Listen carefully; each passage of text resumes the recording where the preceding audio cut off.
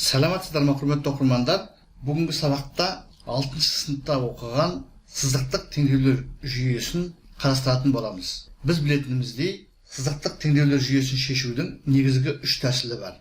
Біріншісі алмастыру тәсілі, екіншісі қосу тәсілі, үшінші график тәсілі.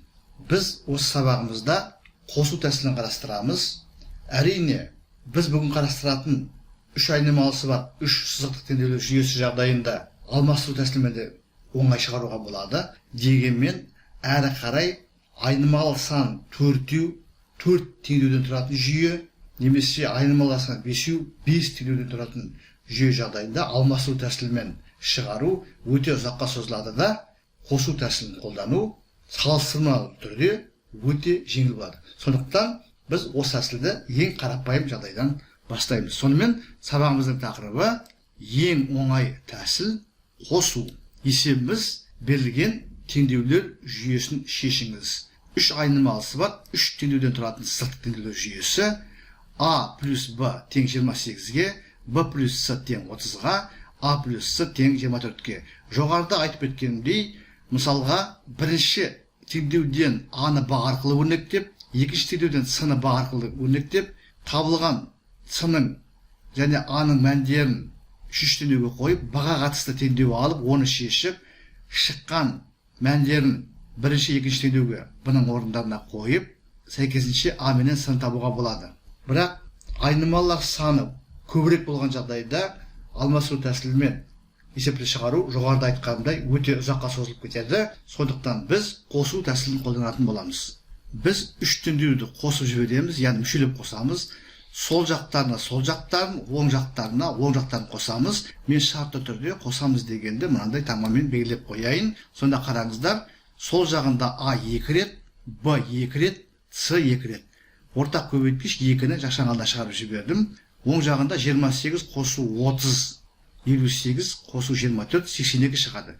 Біз сонымен 3 теңдеуді мүшелеп қосу нәтижесінде мынандай теңдеу аламыз. 2 көбейтілген жақшаның ішінде А плюс Б плюс С тең болады 82-ге. Осы теңдеудің екі жағында 2-ге қысқартуға болады. Біз қысқартып жіберейік.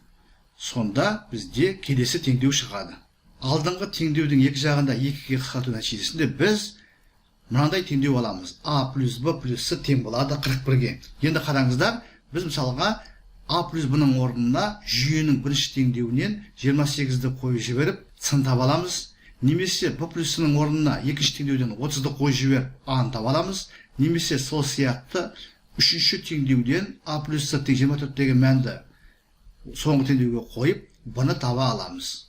Мен бірінші теңдеуден, яғни жүйенің бірінші теңдеуінен А плюс Б-ның мәні 28-ге тең екенін пайдаланып, соңғы алған теңдеуге қойып жібердім. Сонда бізде мынандай теңдеу шығады. 28 плюс С тең болады 41-ге. Бұдан С-ны табу қиын емес. Жоғарыдағы теңдеуден С-ны табамыз 41 минус 28, яғни С-ның мәні 13 болып шығады. С-ның мәнін екінші теңдеуге қойып, Б-ны табамын. Б тең болады 30 минус 13. Белгісіз қосылғыш табу үшін қосындының мәнінен белгілі қосылғыштың мәнін азайтамыз. Сонда бізде Б 17-ге тең деген шығады. Олай болса, Б-ның мәнін бірінші теңдеуге қойып А-ны табуға болады, немесе С-ның мәнін үшінші теңдеуге қойып А-ны табуға болады. Жүйенің үшінші теңдеуіне С-ның мәнін қойсақ 13-ті, А тең болады 24 минус 13, яғни А-ның мәні 11-ге тең болады. Сонымен есептің жауабы А тең 11-ге, Б тең 17-ге, С тең 13-ге. Құрметті оқырмандар, біз бүгінгі сабағымызда сызықтық теңдеулер жүйесін шешудің бір тәсілін қарастырдық. Бұл өзімізге таныс қосу тәсілі. Жалпы бұл ережені осы түрдегі n айнымалысы бар n сызықтық теңдеуден тұратын сызықтық теңдеулер жүйесіне қолдануға болады. Және басқа тәсілдермен салыстырғанда тез шешуге болады. Кім түсінді, лайк қойыңыздар. Пікірлеріңізді видеороликтің астында комментарийға жазыңыздар. Егер ұсыныс, ескерту, сұрақтарыңыз болып жатса, мен оларға уақытымен және нақты жауап беруге тырысатын боламын. Зейін қойып тыңдағандарыңыз үшін көп рахмет. Келесі кездескенше.